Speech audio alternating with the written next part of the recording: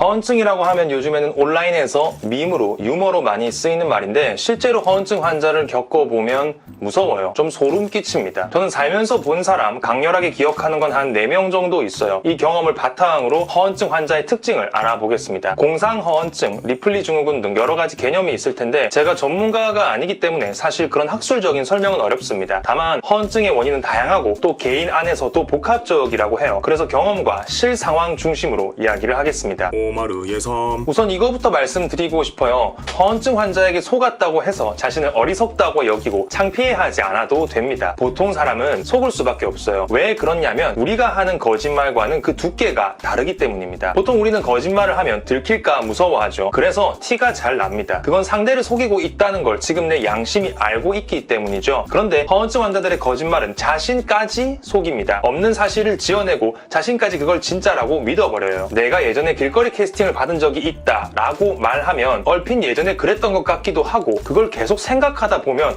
어느새 진짜가 됩니다. 그래서 양심이 작동을 안 하니까 눈도 깜짝 안 하고 거짓말을 할 수 있어요. 여러분, 자기 자신까지 속인 사람에게 우리가 무슨 수로 안 속을 수 있겠어요. 그리고 보통 사람의 거짓말은 언제나 목적이 있습니다. 얻을 게 있어야 한다는 거죠. 그에 비해 허언증 환자의 거짓말은 목적이 없을 때가 많습니다. 그래서 허언증은 사기꾼, 양아치, 바람둥이와는 구별되죠. 악의적인 거짓말을 많이 한다고 해서 허언증은 아니라는 겁니다. 그건 그냥 나쁜 놈인 거죠. 허언증 환자는 별 의미 없이 습관처럼 자신도 모르게 거짓말을 합니다. 얻는 것이 굳이 있다면 주목, 관심, 동정을 받는 거겠죠. 예를 들어 사소하게는 특정 알러지나 공포증이 있다는 식의 거짓말도 하는데 이게 보통 사람은 이해가 안 됩니다. 만약 뻥이라면 그럴 만한 이유가 있어야 하는데 이유랄 게 없으니까 의심을 못 하는 거죠. 또 거짓말의 스케일이 다릅니다. 만약 머리 좋고 약은 사람이 있다면 프랑스 여행을 가본 적이 있다는 거짓말 정도는 할 수 있을 거예요. 하지만 보통 사람이라면 프랑스에 몇 년간 살면서 패션 공부를 한 적이 있다는 거짓말은 절대 할 수 없습니다. 그 거짓말에 드는 품이 너무 크니까요. 블로그 좀 둘러보고 여행 갔다 온 사람들 이야기 주워 들은 걸로는 그 사이즈를 채울 수가 없습니다. 그래서 안 해요. 그리고 아무도 할 수 없는 그 거짓말을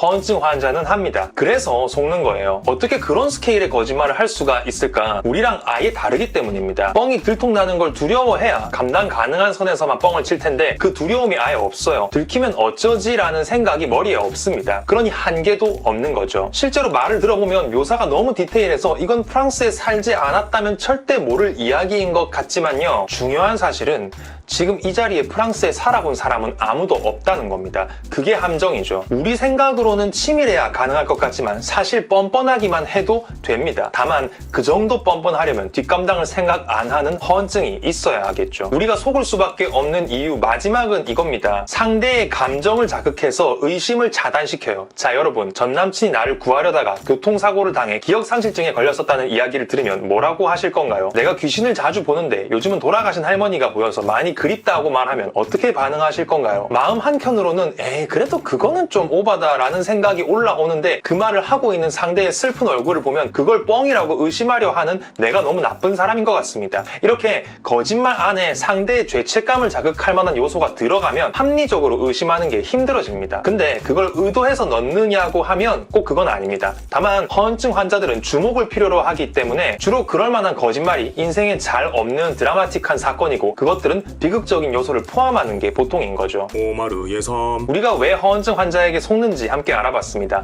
그런데 분량 조절에 실패한 것 같아요. 허언증은 처음에는 속을 수밖에 없지만 몇 가지 특징을 알고 있다면 나중에는 알아차릴 수 있습니다. 그리고 내가 먼저 모르더라도 결국 마지막에는 들통이 나게 되어 있어요. 왜 그런 것인지도 이야기를 해야 하는데 영상이 너무 길어질 것 같아서 다음 영상에서 계속 이야기하도록 하겠습니다. 영상을 재밌게 보셨다면 구독과 좋아요, 알림 설정 꼭 부탁드리겠습니다. 오늘은 여기까지 하겠습니다. 감사합니다.